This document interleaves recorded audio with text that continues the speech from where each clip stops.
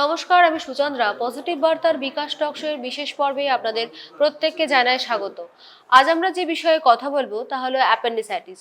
খুব কমন একটি রোগ। বর্তমান প্রজন্মের অনেকের কাছেই শোনা যায় যে তিনি এই অসুখটিতে কষ্ট পাচ্ছেন বা সদ্যই তার অপারেশন হয়েছে। সেই বিষয় নিয়ে আজকে আমরা জানবো, শুনবো, বিশেষজ্ঞের পরামর্শ নেব। আজ আমার সাথে স্টুডিওয়ে রয়েছেন প্রফেসর ডক্টর গোপাল সিং যাদব মহাশয়। উনি শান্তিনিকেতন মেডিকেল কলেজের প্রফেসর। ওনার সঙ্গেই আমরা আজকে আমাদের আলোচনা এগিয়ে নিয়ে যাব। নমস্কার স্যার। নমস্কার। প্রথম যে প্রশ্ন আপনার কাছে রাখছি, এই অ্যাপেন্ডিসাইটিস কি আর মূলত কেন হয়, এটা যদি একটু বলেন। দেখুন, অ্যাপেন্ডিসাইটিস হচ্ছে ইনফ্লামেশন অফ অ্যাপেন্ডিক্সকে বলা হয়। অর্থাৎ কিনা অ্যাপেন্ডিক্স যদি কোনো কারণে ইনফ্লেমড হয়, সেটা ব্যাকটেরিয়াল ইনফেকশনের জন্য হতে পারে, সেটা ভাইরাল ইনফেকশনের জন্য হতে পারে, সেটা লিম্ফয়েড টিস্যু রিয়াকশনের জন্য হতে পারে, সেটা পায়খানা যদি গিয়ে ওই অ্যাপেন্ডিক্সের ভিতরে যে রাস্তাটা আছে, লুমেনটা আছে, সেটা যদি ব্লক করে তাহলে ইনফেকশনের জন্য হতে পারে। তো অনেকগুলো কারণের জন্য হতে পারে আর কি অ্যাপেন্ডিক্স। এটা সাধারণত হয় কি, এই ব্যথাটা মূলত শুরু হয় নাভির চারিপাশে এবং ৩-৪ ঘন্টা পর নাভির চারিপাশ থেকে আস্তে আস্তে ব্যথাটা সরে এসে চলে আসে ডান দিকে। ম্যাক্সিমাম ক্ষেত্রে অ্যাপেন্ডিক্সটা যেহেতু ডান দিকেই থাকে, সেই জন্য ব্যথাটা নাভির থেকে আস্তে আস্তে ডান দিকে নিয়ে চলে আসে। কিন্তু অ্যাপেন্ডিক্সের পজিশন যে সবসময় ডান দিকেই থাকবে তা নয়। কোনো কোনো সময় অ্যাপেন্ডিক্স পেলভিসের দিকে থাকে, তাহলে তলপেটের দিকে বেশি ব্যথা হবে। কোনো কোনো সময় উপর দিয়ে ডান দিকে উপর দিকে থাকে পেটে, তাহলে কী হবে, ব্যথাটা ঠিক ডান দিকে তলপেটে না হয়ে ব্যথাটা একটু উপর দিকে আস্তে আস্তে নাভির থেকে শিফট করে যায়। সেই জন্য মূলত ধরে রাখুন যে ব্যথাটা তলপেটে ডান দিকে হয়। আচ্ছা স্যার, এই যে পেটের অন্য রোগের সঙ্গে অ্যাপেন্ডিসাইটিসের পার্থক্য কিভাবে বুঝবে? দেখুন, এটা একটা বড় জিনিস, পার্থক্যটা অ্যাপেন্ডিক্সের কোথায় হবে।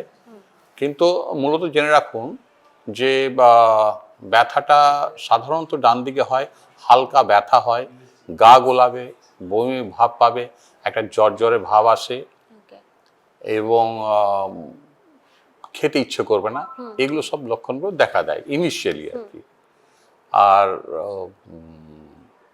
এরম সময় ডিলে না করে যদি কাছাকাছি কোনো হাসপাতাল থাকে, কোনো ক্লিনিক থাকে, কোনো ডাক্তারবাবু থাকে, তাদেরকে দেখিয়ে নেওয়া উচিত। কারণ ওইখানে গিয়েই ডিফারেন্সিয়েট করা যায়, পার্থক্যটা বোঝা যায় যে না, এটা অ্যাপেন্ডিক্স কিংবা অন্য রোগ। স্যার, একটা জিনিস জানতে চাইছি যে কোন বয়সের মানুষ সাধারণত এই রোগে আক্রান্ত হতে পারে?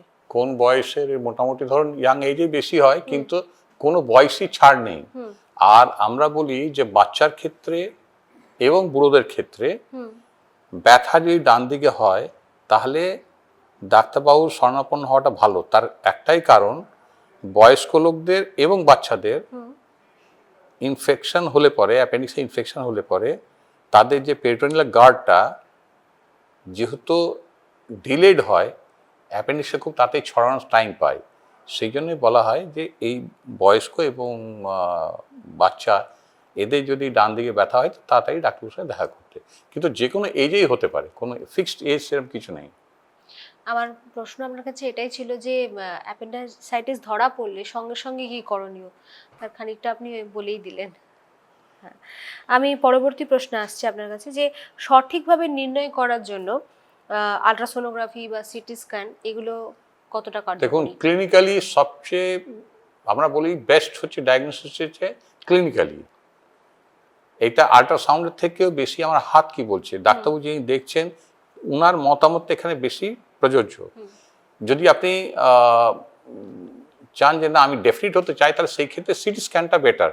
কিন্তু কখনোই আল্ট্রাসাউন্ডটা আল্ট্রাসাউন্ড ডেফিনেটলি ডায়াগনস্টিক, কিন্তু আমরা বেশি প্রাধান্য দিই ক্লিনিক্যালি এবং সিটি স্ক্যান দিই আর কি। কিন্তু বেশিরভাগ ক্ষেত্রে কি হয়, সাধারণত আল্ট্রাসাউন্ডেই অনেকটা বলে দেয়। এটাতে কি অপারেশন ছাড়া আরো কোনো উপায় আছে ট্রিটমেন্টের? বেশিরভাগ ক্ষেত্রে আপনাকে দেখতে কি কারণে সাধারণত হয়, যে আপনার কারণ ভাইরাল থাকে, লিম্ফয়েড টিস্যু রিঅ্যাকশনের জন্য হতে পারে। তো এগুলো হয় কি সাধারণত আস্তে আস্তে নিজে থেকে সাবসাইড করে যায়। বেশিরভাগ ক্ষেত্রে অ্যাপেন্ডিক্স যদি আর্লি আসে, আমরা কনজারভেটিভ ম্যানেজমেন্ট করে কমে যায়। কিন্তু অ্যাকিউট অ্যাপেন্ডিসাইটিস হলে পরে সাধারণত আমরা রেফার করি করে দেওয়ার জন্য। অ্যাপেন্ডিসাইটিস অপারেশনের সময় কতটা ঝুঁকি থাকতে পারে, বা আর কতদিন ধরুন বিশ্রাম নিতে যে কোনো আপনারা অপারেশনে recommend যেরকম করেন? ঝুঁকি থাকতে পারে এই অপারেশনে সে একই ঝুঁকি ঝুঁকি যে কোনো অপারেশনে হতে পারে। হুম, হুম। আর কতদিন থাকতে হবে এটা ডিপেন্ড করছে আপনি কিভাবে অ্যাপেন্ডিক্টমি করছেন। হুম। যদি ল্যাপে করেন তাহলে আপনার সময় এবং হসপিটাল স্টে অনেক কম। হুম। যদি আপনি খুলে করতে হয় আর কি, তাহলে সেই ক্ষেত্রে আপনার ঘা হিল করতে 7 থেকে 10 দিন লাগে। আমার শেষ প্রশ্ন আপনার কাছে, অ্যাপেন্ডিসাইটিস প্রতিরোধ করার জন্য কোনো কি উপায় আছে বা খাদ্যাভ্যাস বা জীবনযাত্রার পরিবর্তন এগুলো কি এতে খুব একটা প্রভাব ফেলে? ডায়েট আমরা বলি যে রিচ ইন ফাইবার যদি থাকে তাহলে অ্যাপেন্ডিসাইটিস চান্সটা কম। আর জীবনযাত্রার পরিবর্তন? জীবনযাত্রায় পরিবর্তন মানে নর্মাল রেগুলার স্টুল হ্যাবিট হলে পারে বেটার হয় আর কি। যাদের কনস্টিপেটেড তাদের একটা চান্স থাকে এই রোগে হওয়ার আর কি। আক্রান্ত হওয়া। পজিটিভ বার্তার দর্শকদেরকে যদি কোনো সাজেশনস দেন আপনার তরফ থেকে? সবসময় বলবো যে যদি ব্যথাটা দেখা যায় উত্তরোত্তর আপনার নাভির কাছ থেকে ব্যথাটা ডান দিয়ে শিফট করছে, গা গোলাচ্ছে, বমির ভাব পাচ্ছে, তাহলে অবশ্যই ডাক্তারবাবু একবার শরণাপন্ন হন। তাহলে হবে কি আর্লি দেখে ডাক্তার ডিসাইড করতে পারবেন যে আপনাকে ওষুধ দিয়ে এটাকে নিরাময় করতে পারবেন না আপনাকে অপারেশনের জন্য তুলবেন আর কি। খুব ভালো লাগলো স্যার আপনার সাথে কথা বলে। আমরা ছিলাম শান্তিনিকেতন মেডিকেল কলেজের প্রফেসর ডক্টর গোপাল সিং যাদব মহাশয়ের সঙ্গে। শান্তিনিকেতন মেডিকেল কলেজ এবং হসপিটাল এর মধ্যেই সমস্ত বিভাগে সমস্ত ধরনের অপারেশন এখান থেকে করছে।